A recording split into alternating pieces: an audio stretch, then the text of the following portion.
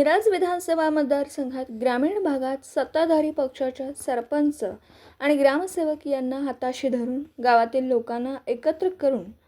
मताच्या फायद्यासाठी बांधकाम कामगार म्हणून बोगस नोंदणी बांधकाम कामगार कल्याणकारी मंडळात केली। अशा गावाची चौकशी करून सरपंच, ग्रामसेवक व सही शिक्का देणारे इंजिनियर, कॉन्ट्रॅक्टर,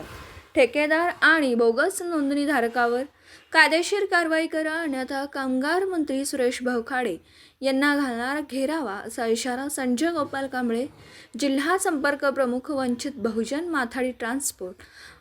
व जनरल कामगार युनियन सांगली जिल्हा यांच्याकडून हा इशारा देण्यात आला। या प्रसंगी संजय कांबळे, जगदीश कांबळे, युवराज कांबळे, हिरामण भगत, महावीर कांबळे, नितीन सोनावणे, सतीश शिकालगार, ॲडव्होकेट तुषार शिवशरण, नवीन कांबळे, संदीप कांबळे, परशुराम बनसोडे, विनायक मलगे, प्रदीप मनचंद, विशाखा सुतार, गणपती जगते, विलास कांबळे, रामचंद्र कांबळे व मोठ्या संख्येने बांधकाम कामगार उपस्थित होते।